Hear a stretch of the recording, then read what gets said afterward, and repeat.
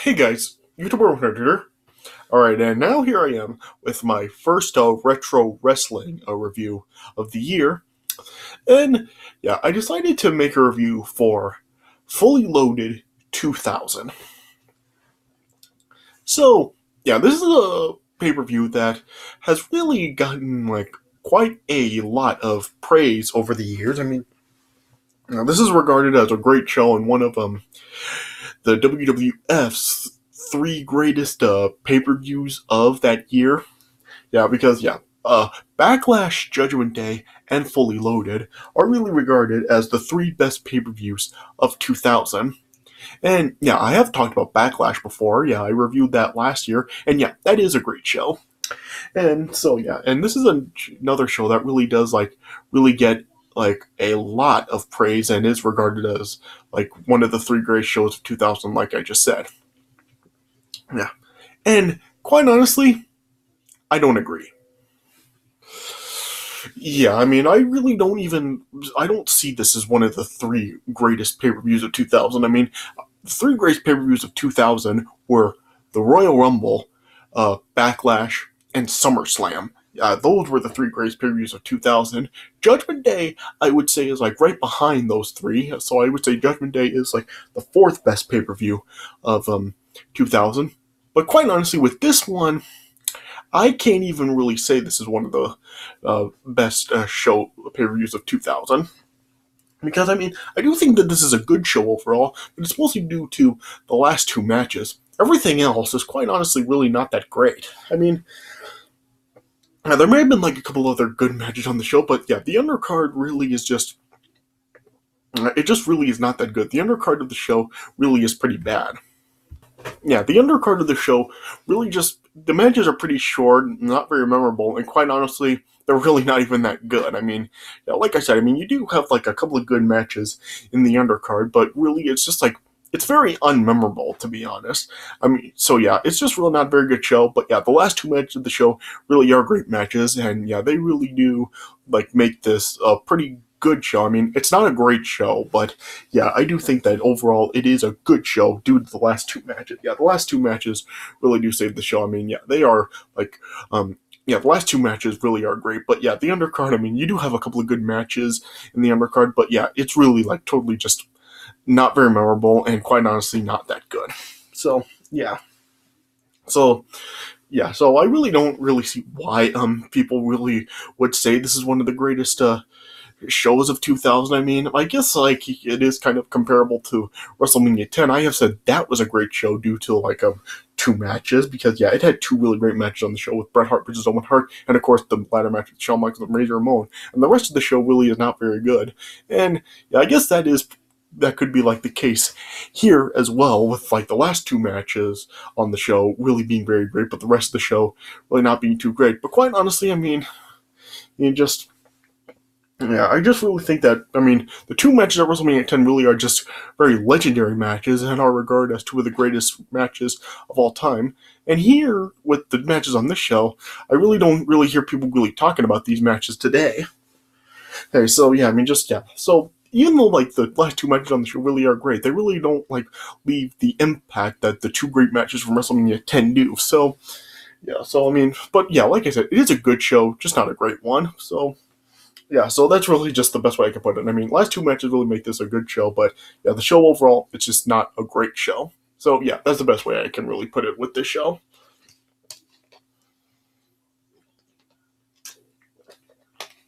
Okay, so let me just talk about the card on the show. Alright, so the show opened up with a six-person intergender tag match. It was Test, Albert, and Trish Stratus versus the Hardy Boys and Lita. And yeah, this was actually a pretty good opener. This was one of Trish and Lita's very first matches in their careers. And yeah, I think they actually did do pretty good in this match. This was a pretty hot match. It was back and forth between both teams. One point. Early in the match, whenever Trish tried to come into the match, Lita would also be tagged in, and yeah, whenever Lita would be tagged in the match, Trish would just like immediately tag out. Yeah, this was kind of similar to like the 6-person intergender tag from Survivor Series 2000 with Test Albert and Trish Stratus versus like Crash Molly and C Blackman, because in that match, Trish like kept wanting to be tagged in to take on the men, and yeah, that was what she was doing here too. Like Trish actually wanted to be tagged in to fight the men, and and they actually did do like something kind of interesting, because of course, well, like I said, Lita was tagged in, like where Trish was Lita, and Trish like immediately tagged out. But yeah, when Albert was like tagged in, Lita didn't like immediately just like tag in Matt or Jeff. Like Lita actually like was like just like staring down Albert, and she like didn't immediately try to go for a tag for Matt and Jeff. So yeah, they did like do something kind of interesting like that. And then and in this match, like Lita actually was like fighting Test and Albert at one point. At one point in the match, like I think it was Albert, he actually had Jeff Hardy like up in the air, and he actually like threw Jeff Hardy right down to the floor. It's not like somebody like caught Jeff Hardy. Like Jeff Hardy actually did like fly, like was thrown from the ring right down to the floor. So yeah, that was actually like pretty interesting. That was a nice spot. And then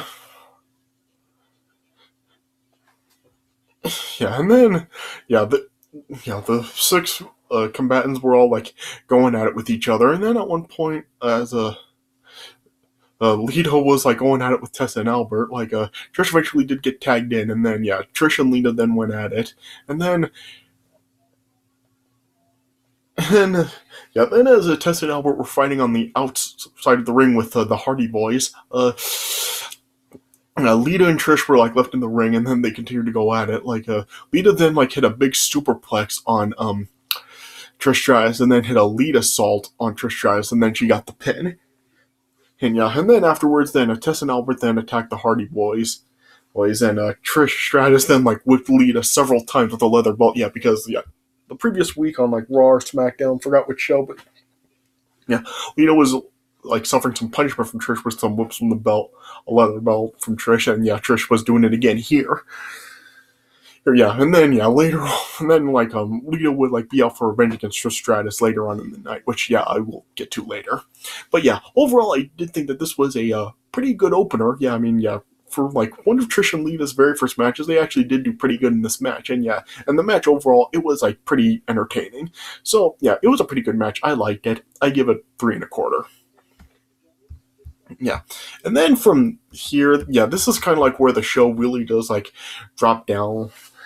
Because for pretty much like the rest of the undercard, nothing else is really very good. The next match was Tazz versus Al Snow, and this really just wasn't very good. I mean, this match was just kind of there. It just kind of came and went. I really don't remember really anything from this match, really. I mean, there was just like the storyline with like apparently Tazz was returning from some kind of injury or something, and there was this like story arc where Tazz was just like viciously attacking a whole bunch of other superstars, and Al Snow was one of them, and it like led to this match, and it really was not anything that spectacular. It really wasn't anything good or memorable, really. I mean, it was just like went off for 5 minutes, and then Tazz ended up getting the win with a Tazz mission on Al Snow. So it really just, I kind of feel that this was just used as kind of filler for this show. So it just really was not a very good match. I would like give that probably like 2 stars. I mean, it just is very unmemorable. So Then next up, we had the European title on the line with Eddie Guerrero defending against Perry Saturn, and this was okay. I mean, it wasn't like anything that great, but I mean, it wasn't horrible. So it was like an okay match. I did find this kind of interesting because, of course, like in 2000 was the debut of like Chris Benoit, Eddie Guerrero, Dean Malenko, and Perry Saturn in the WWF. And when they debuted, they were all like together as the Radicals. And during this time, like the Radicals were like disbanded, but of course, like late in the year, they all ended up reuniting and reformed the group. So I found it kind of interesting that and it was like this, where like they debuted together, they were part of the Radicals, and now they were like feuding with each other like this. Yeah. And and in this match, of course, China was in Eddie Guerrero's corner, and Terry was in Perry Saturn's corner. And early on, like before the match started, like a China tried to go after Terry, and Terry ended up running to the back.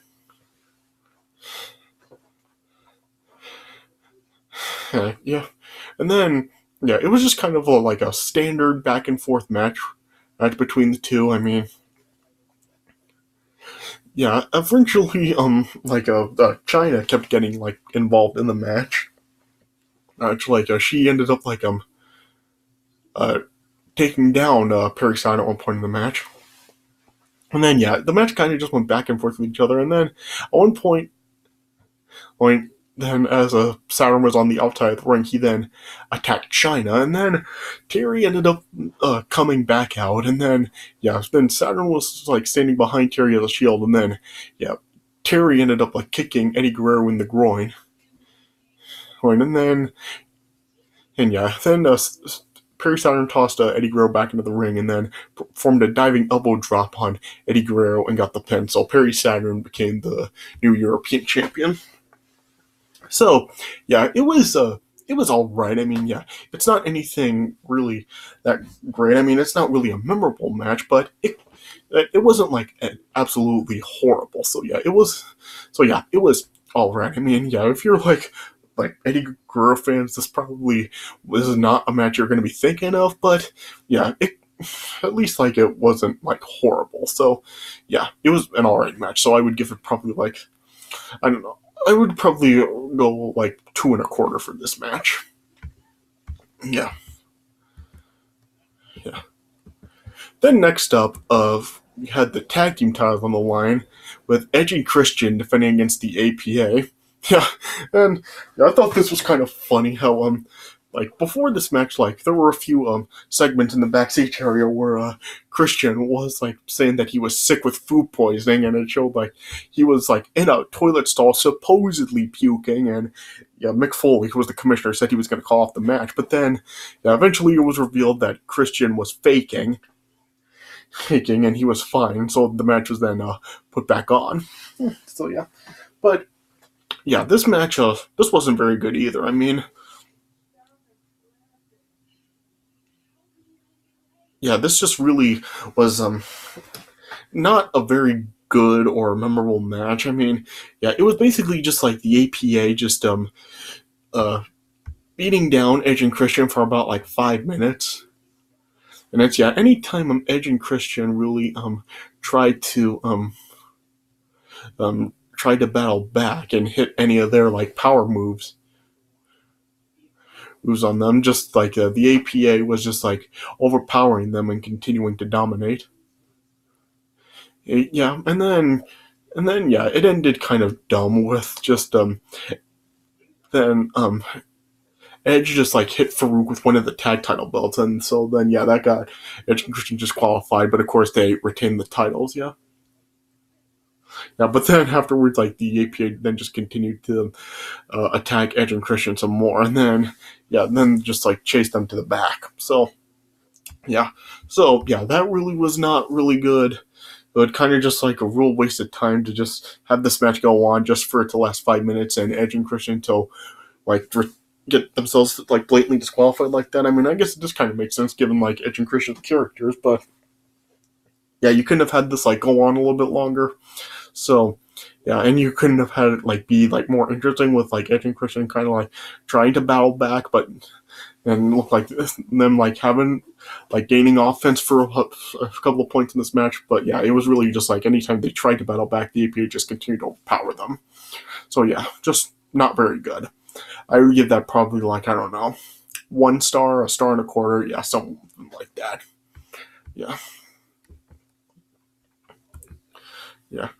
And then next up, then we had like probably what is like one of the most underrated matches in the Attitude Era. Next up, then we had a steel cage match for the Intercontinental Championship with Val Venis defending against Rikishi. And I do not hear anybody really talking about this match. Because, yeah, this is actually a pretty underrated match, and I really do think it deserves more recognition because, yeah, for like a more, yeah, Rikishi being one of, like, a bigger guy, and Val Venis is being, like, kind of like the more smaller guy, I was like, this actually was a pretty good. But, yeah, I mean, they did make good use of the cage in this match, yeah, I mean, yeah, at one point, Rikishi, early on in the match, Rikishi tried to go for a stink face on Val Venis, but yeah, Val Venis, of course, because it was a cage, he couldn't get out of the ring. So yeah, to prevent Rikishi from putting the stink face on him, Val Venis just gave Rikishi a low blow. Yeah. Yeah, and then there was one point of course you had like a Trish Stratus out at ringside with Val Venis. Yeah, at one point as Rikishi actually tried to escape through the door of the cage, Trish just ended up slamming the door right into Rikishi's head. Yeah, and then then Val Venis tried to end it by going for a money shot on Rikishi, but Rikishi survived it. But then then eventually Lita then came out and of course went after Trish for revenge, and then then she whipped Trish with a leather belt, and she even ripped Trish's shirt off, so it would be hitting her actual skin. Yeah, and then and Lita ended up chasing Trish to the back. So Val Venis was without Rikishi, and then at one point, as both Rikishi and Val Venis were trying to escape over the top of the cage, then Rikishi was able to prevent Val from going over, and Val Venis fell back into the ring, and then we had one of the most awesome spots Rikishi has ever done in his entire career. Rikishi was standing on top of the cage, and then Rikishi ended up just diving down and splashing right on top of Val Venis. That was freaking awesome. I mean, credit to Val Venis. I mean, Rikishi was over 400 pounds, and and if it could have gone wrong in any way, and Val Venis would have could have crushed him. But credit to Val Venis for actually taking that. So and it was just awesome seeing Rikishi just dive down right on top of Val Venis. It's kind of similar to when his uncle Jimmy Snuka did the dive on Don Morocco from their steel cage match in 1983. So I guess it was kind of an homage to that. Yeah. And of course, it was one of two big cage falls from Rikishi that year, because of course at Armageddon it was when Undertaker pushed Rikishi off the top of the cell into the truck. So but that was awesome. Yeah, and it looked like Val Venis could have been dead from that. And then as Rikishi then was trying to escape the door again, and then you had Tazz coming out, and Tazz then ended up just hitting Rikishi in the head with a television camera, and that ended up knocking Rikishi out. And that allowed Val Venis to get the pin on Rikishi and retain the title. So this was just a really, really good match. It really does deserve more recognition. I mean, especially with that awesome spot with Rikishi diving from the top of the cage down to Val Venis. So if you haven't seen this match before, check it out, especially for that dive from Rikishi. Just that was awesome. And it was a pretty good match. Like I said, it really does deserve more recognition. One of the most underrated matches in the Attitude Era. So I would give that 3.5 stars. Yeah. And then next up, this is where it gets really, really good. Here we have the last two match. Well, no, not yet. Yeah, there's one more match before this. I'm sorry. Yeah. Then next up, we had Kurt Angle versus The Undertaker. And this was their first match with each other. And Kurt Angle and Undertaker, they have had some pretty good to great matches with each other. I mean, I've talked about their match at Survivor Series 2000, and it was a pretty good match. And they've had some good matches on Raw and SmackDown. And of course, their match at No Way Out 2006 was great as well. So they have had some really good to great matches with each other.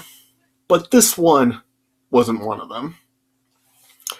Yeah, this match really, it was like a pretty bad match. I mean, this was probably the lowest point in Kurt Angle's rookie year with the company.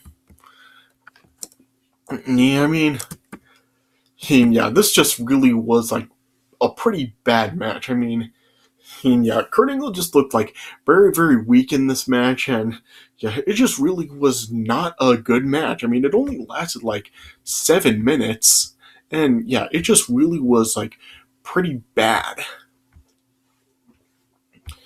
I mean, yeah, just Undertaker then just like was like was like just dominating Kurt Angle for pretty much this entire match, and now he even like stopped his own pinfall attempts, and he like pulled up Kurt Angle. So yeah, this just really was like made Kurt Angle look pretty bad and weak here. Yeah. And yeah, Kurt Angle did like get some offense in this match, like attacking Undertaker's leg, but then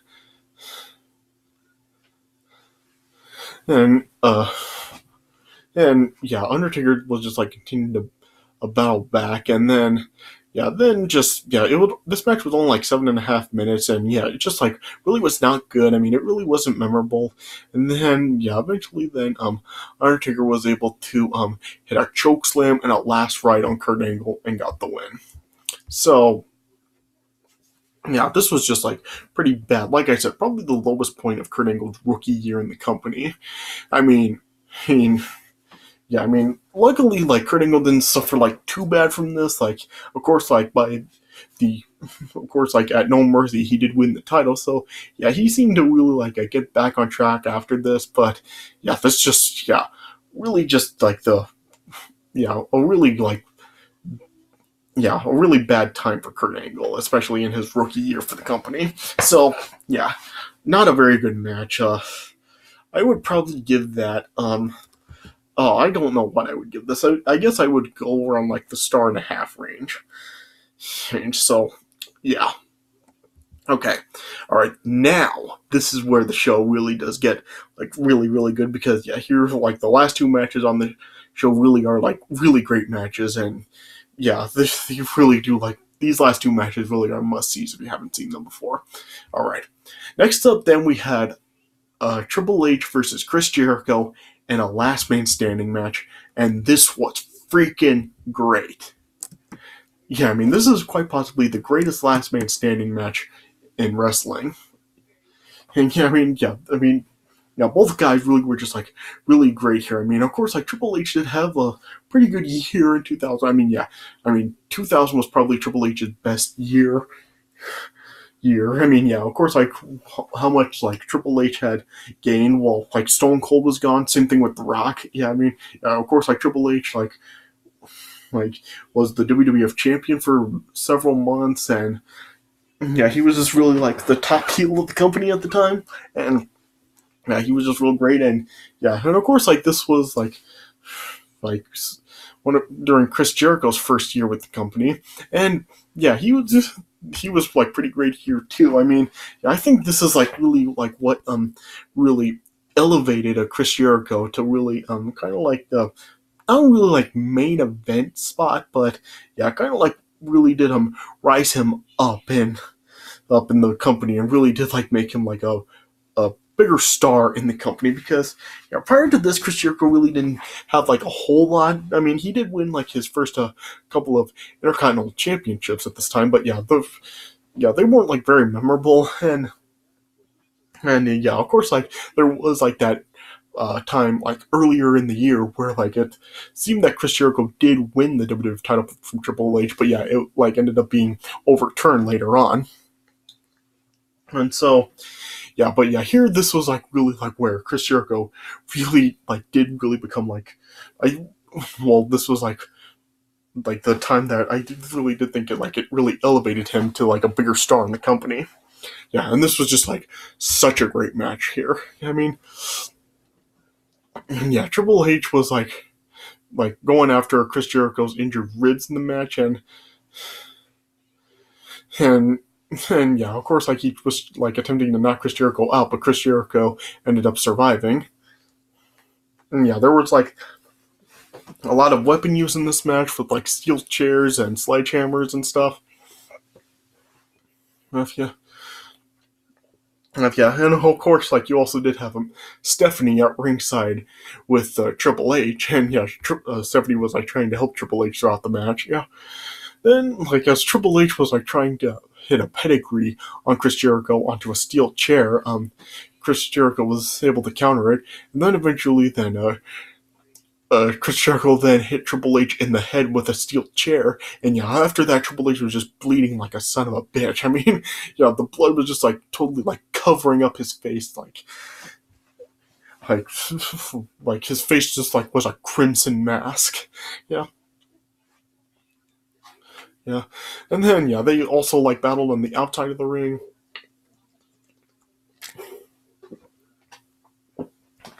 And yeah, there was usage of the steel steps in this match. Yeah, Triple H tried to pedigree Chris Jericho on the steel steps, but Chris Jericho countered it, and Triple H fell right down to the floor. And then yeah, I did like there was one point where like Triple H grabbed one of the TV monitors from the announce table, and Chris Jericho grabbed the other one, and Triple H and Chris Jericho hit each other with the monitors, and they both went down. Yeah, and yeah, the two of them then were able to get up before the count of 10, and then yeah, and then Chris Jericho was able to counter a pedigree again in the walls of Jericho. And then yeah, Triple H was like tapping out, but yeah, of course, like this was a last man standing match, so that didn't end the match. But yeah, Chris Jericho kept the hold on, even like when Triple H was trying to get to the ropes. Of course, like because this was last man standing, there were no rope breaks, so yeah, Chris Jericho kept the move on. Yeah,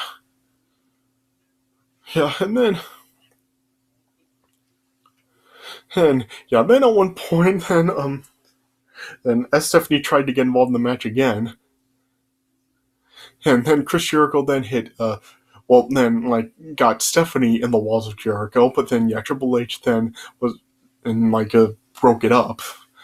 Yeah. Yeah, and then yeah, Triple H then tried to use a sledgehammer on Chris Jericho, but yeah, Chris Jericho was able to battle back, and then yeah, Chris Jericho then hit Triple H in the ribs with the sledgehammer, yeah, and then yeah, Chris Jericho then was trying to go for like I don't know if it was a suplex or a moonsault or what, but then yeah, Triple H then was able to suplex Chris Jericho right through the table, and they both went through it. But then, yeah, they were both down. But yeah, Triple H was able to get up at the count of 9, and then Jericho like was counted out. So yeah, Triple H won the match. So yeah, I'm sure there are some people that really do feel that Chris Jericho should have probably won here, but I mean, yeah, Triple H may have still like won this match, but yeah, Chris Jericho was still like put over. I mean. And yeah, this really was like Chris Jericho's breakout match and showed like what Chris Jericho could really do. So yeah, this was still like a big match for Chris Jericho, and like I said, it really did elevate him to like a bigger star for the company. So yeah, a really great match, and yeah, probably the greatest last man standing match in WWE. WWF. So yeah, so I would give that 4.5 stars. A great match. I mean, check it out if you haven't seen it. All right. Right. And then we got the main event for the WWF Championship, The Rock defending the title against Chris Benoit. And in this match, you also had Shane McMahon in Chris Benoit's corner. And in this match, there was a stipulation that if The Rock was disqualified, he would lose the title because, yeah, this was just like really personal. I mean, Chris Benoit just like really like was like always attacking The Rock, and The Rock like just wanting revenge. And yeah, in the coming weeks, it like got really brutal between the two of them. So yeah, Mick Foley then like just added a stipulation that he wanted this match to like stay in hand, or else like if it got too out of hand and The Rock ended up getting disqualified, he'd lose the title. So yeah, Rock and Chris Benoit did have like a tough time to like follow up to the last man standing match, but yeah, they still did like have a real great match. It wasn't as good as the last man standing match, but yeah, it was still a really great match. Yeah, I really did like this match. I mean, yeah, it was just like a really good back and forth action between the two. Yeah, early on, The Rock was like chasing Shane like on the outside of the ring. Yeah, Shane was like wearing like The Rock's clothes in this match. Like Shane had a Just Bring It shirt on, and he like was wearing The Rock sunglasses. Yeah, earlier in the night, like uh, Chris Benoit like ransacked The Rock's locker room and destroyed his clothes. Yeah, and so, and, yeah, and then I thought it was funny. At one point, just as like The Rock was chasing Shane, then like he was able to like fight off Benoit, so Benoit can cheap shot him as The Rock was was chasing after Shane. And at one point, Shane just randomly got in the ring and just ran to the other side of it, and then yeah. The Rock then like catapulted Chris Benoit into Shane McMahon as he was standing on the ring apron, and yeah, that knocked Shane down to the floor. Yeah. And yeah, it's just some really good back and forth action. Yet Shane McMahon was constantly trying to get involved in the match. At one point, like Shane put the title belt in the ring and then distracted the referee, and then yeah, that allowed Chris Benoit to like nail The Rock with the title belt. But yeah, The Rock survived it. And yeah, you just had like a lot of submission and holds done in this match. Like Chris Benoit had The Rock in the sharpshooter at a few points in the match. Like The Rock had a Chris Benoit in the figure four at a point in the match. Yeah, there were like some crossface attempts from both The Rock and Chris Benoit in the match. But yeah, then yeah, whenever like The Rock would like get on the outside of the ring, Shane McMahon would like cheap shot The Rock. Yeah. Yeah, then at one point, as The Rock and Chris Benoit were like fighting on the outside of the ring and like into the crowd, The Rock then like nailed Benoit in the face with a fan's drink. Yeah. And yeah, one point then like Chris Benoit like went for the diving headbutt on The Rock, but The Rock ended up surviving it.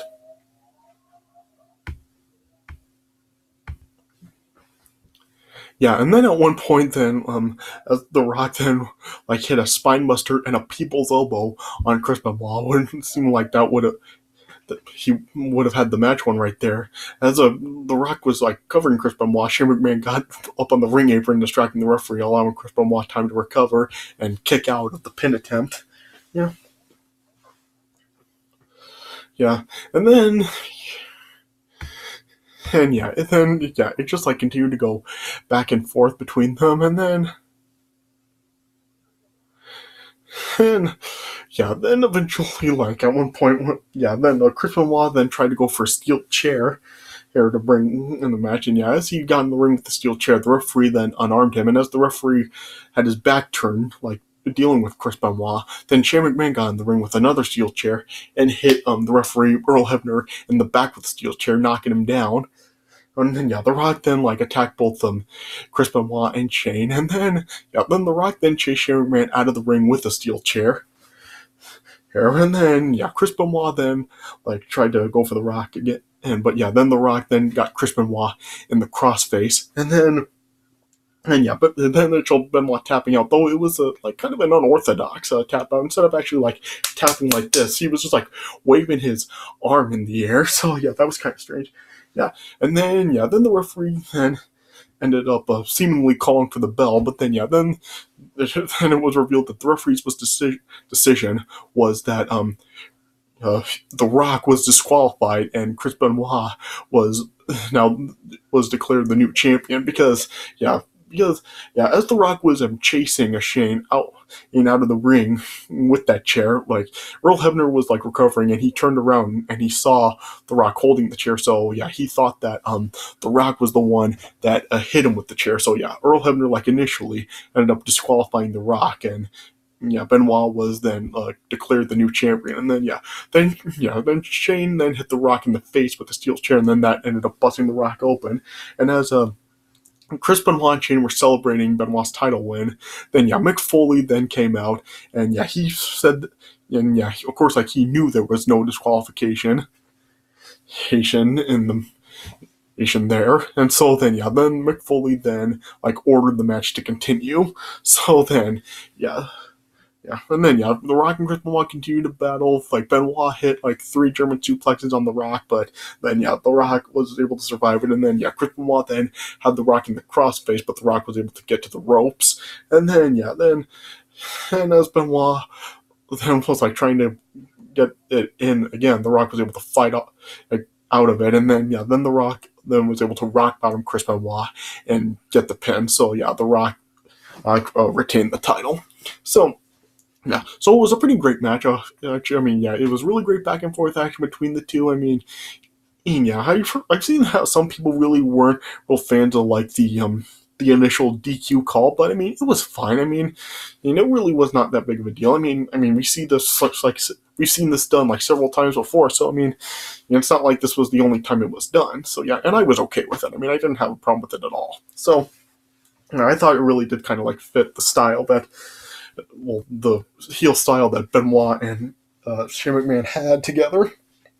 So yeah, so I was fine with it. Yeah, and yeah, it was a pretty great match once again. I mean, not as good as the Last Man Standing match, but still a pretty great match. So yeah, I would give that probably 4.25. So yeah, if you haven't seen this match before, check it out as well.